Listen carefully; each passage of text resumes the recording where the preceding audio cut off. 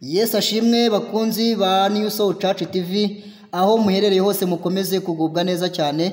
Amahoro y'Imana akomeze kubana namwe. Yewe muntu rushye, yewe muntu wari wihebye, yewe muntu wumvaga ibyiringiro byawe bisa n'ibyagiye, nyabuna iki nicyo gihe cyo kugira ngo wongere wiyumvemo ibindi byiringiro, kuko haracyari ibyiringiro yuko iyo igiti cyatemwe gishobora kongera kigashibuka kikamera amababi meza y'ibitontomye. Uyu ni wa mwanya tugiye kuganira ijambo ry'Imana. Petero yabivuze neza cyane ati niba mwarasogongeye mukamenya neza yuko Yesu agira neza nimumwegere, niwe buye rizima ryanzwe n'abantu, ariko kandi ku Mana ryaratoranyijwe riba iry'igiciro cyinshi cyane. Intambara rero zirakomeje kandi intambara zirahari, ariko kandi nubwo intambara zikomeye hirya no hino zikomeje kubaho, Yesu akomeje kutubera amaso. Tugiye kuganira ku ijambo ry'Imana. Muri aka kanya ndi kumwe na mugenzi wanjye, ariko kandi kuri mikoro muri kumwe na Yohana. Ndeka tubanze dusenga Imana ubundi dutangire n'ijambo ry'Imana. Mube karibu, mube maso kugira ngo muri iyi minsi urije kandi igoye abagenzi, Umwami Yesu abone turi mu mwanya umwe kandi w'ijambo ry'Imana. Mana turagushimye kandi turakubashye, tugushimiye ko dukunda, tugushimiye ko twitaho buri munsi, izina ryawe nirihabwe icyubahiro. Tugiye kuganira ijambo ry'Imana rero. Mana utwemerere, utwohereje umwuka wera kugira ngo adufashe, uturinde satani n'abadayimoni mu izina rya Yesu. Kandi abakurikiranye New Soul Church TV aho baherereye hose, ubaha umugisha Nyagasani, ubohereza imbaraga zo kubana nabo, kandi ubasubizemo ibyiringiro ndetse n'imbaraga. Tubisanye kwizera mu izina rya Yesu, amen. Ngira ngo watangira wibwira abakurikiye Good New Soul Church TV, noneho tukaganira ijambo ry'Imana muri aka kanya riryoshye cyane. Murakoze, nitwa Munyentwari Athanase, nkora umurimo w'Imana mu itorero Ubugingo Bushya. Nubwo insengero zifunze muri iyi minsi, ariko nagira ngo mbabwire ko ntabwo imitima yacu ifunze.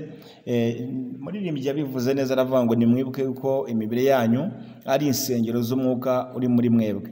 Rero igihe cyose ukiriho ugihumeka umwuka w'abazima, urusengero rurafunguye. Murakoze.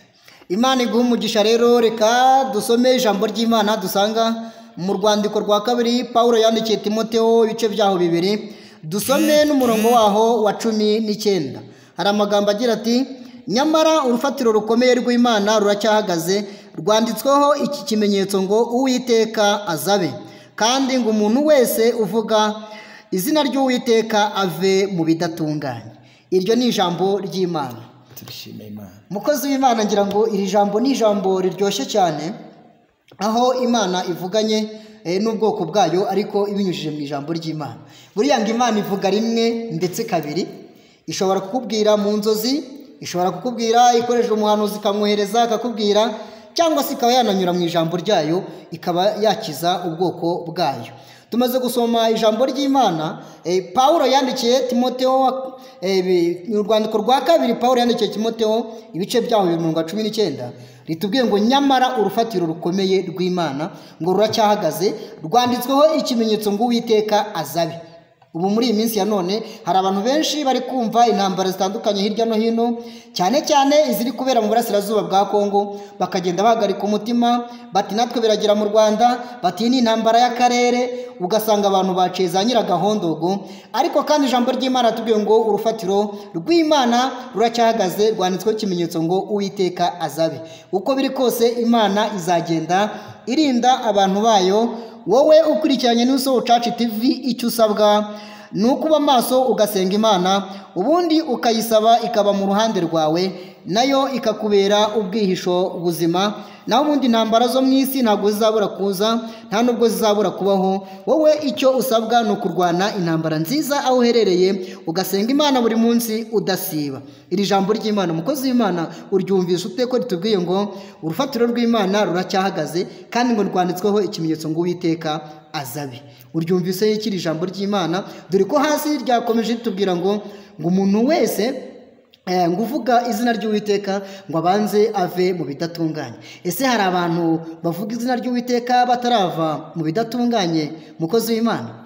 Nibyo, buriya twebwe niyo tutababonye ko bahari, ari jomere y'ijuru yababonye. Niyo mpamvu ijambo ryayo rimanutse rivuga ngo umuntu wese uzi ko avuga izina ry'Uwiteka nabanza ave mu bidatunganye. Yego. Kuva mu bidatunganye rero ibi bivuze niyo password urebye nibwo buryo buzima bwo kugira ngo ube mu bari muri rufatiro rw'Uwiteka rukiriho rugihagaze.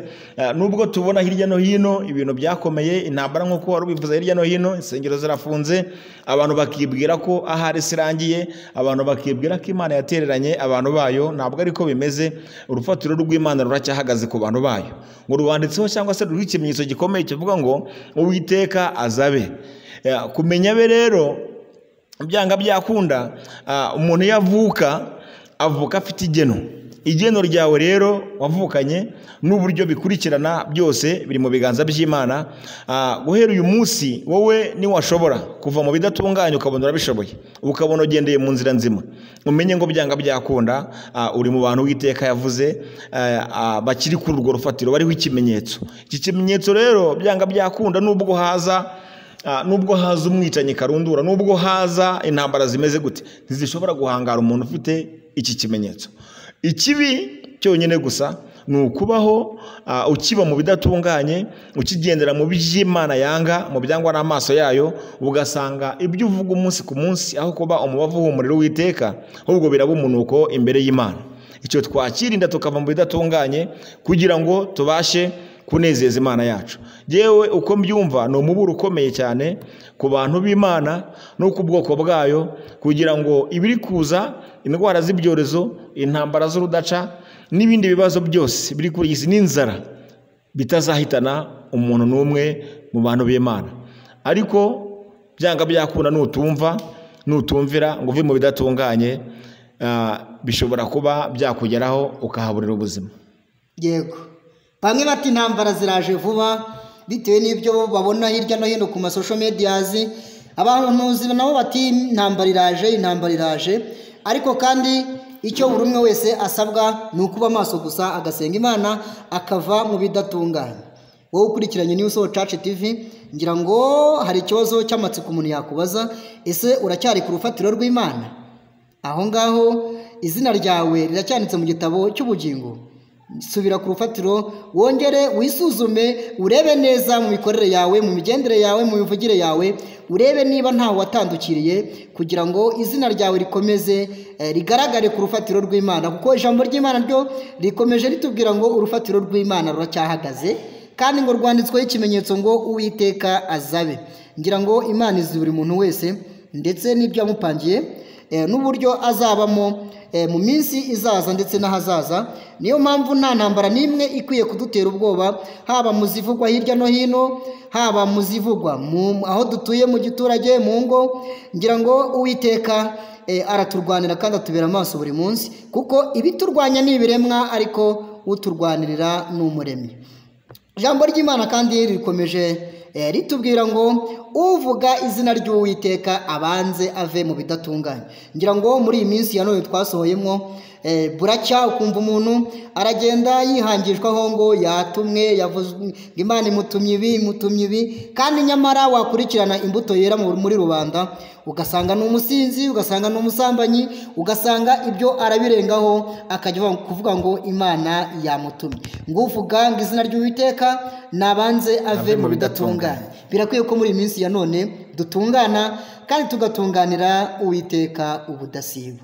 Mukozi w'Imana, ngira ngo benshi muri iyi minsi yimeruka muri ibi biruhije kandi bigoye, buri umwe wese aragerageza kwihangira umurimo, ariko kandi ugasanga arimo aratuburira abantu, ababeshyera kugira ngo akunde yibonere indamu.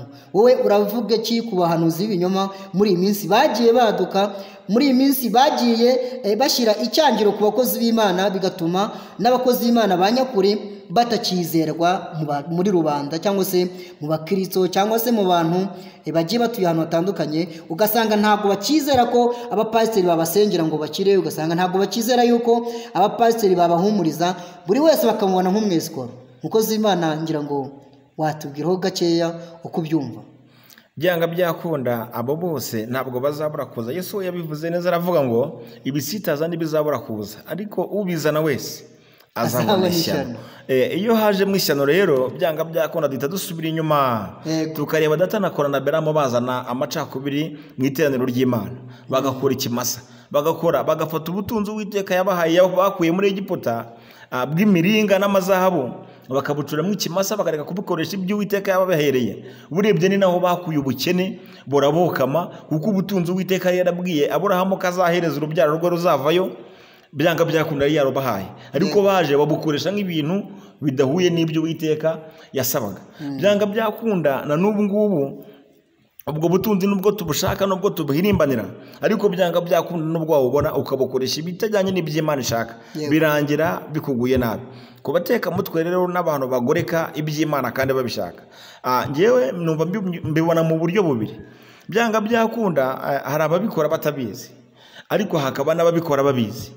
Uwo rero ubikora ubizi ngo wanga gukora neza bizi bizamubera icyaha. Byanga byakunda buri muntu wese azabazwa icyo yamenye. Urebye Data na Kora na Beramu bagomeye Mose, bakora biriya byose bazi yuko bari kwirengera, ariko nabo bashakaga indamu kwa Farawo. Byaje kurangira rero Mose bimubabaje, bibabazanye Imana yo mu ijuru, birangira umuriro watse ubakaho urabatwika, isi irabamira. Abo bose rero twitegure ko hari igihe cyabo cyo kumirwa n'isi. Bityo gihe bamezwe n'isi, ariko ab'iki gihe bashobora kumirwa n'intambara nk'uko babivugaga, bakamirwa n'indwara z'ibyorezo. Byose rero ni biri mu byorezo bitegereje abantu bagoreka iby'Imana. Nta mahoro, nta mahoro y'umunyabyaha. Rero Yesu yarabivuze, wowe mutima urushye, wowe mutima uremereye, ngwino kwa Yesu umubwire ibyawe kugira ngo akugirire neza, kugira ngo agukize ibyo bibazo, agukize ubwo burwayi, agukize buri kimwe, kuko urufatiro rw'Imana ruracyahagaze kandi rwanditsweho ikimenyetso ngo Uwiteka azabe. Turabashimira ko mwakurikiranye ikiganiro cyacu. Kuri mwe mutarakanda kuri subscribe, nicyo gihe cyo kubikora, ukaba ubaye umufatanyabikorwa wa New Soul Church TV. Turakunda cyane ibiganiro byacu, nakagaruka. Shalom shalom. Ngira ngo buri munsi kandi kenshi tubashimira ko mudahwema kudukurikirana, mukomeze kugubwa neza cyane. Imana ibahe umugisha.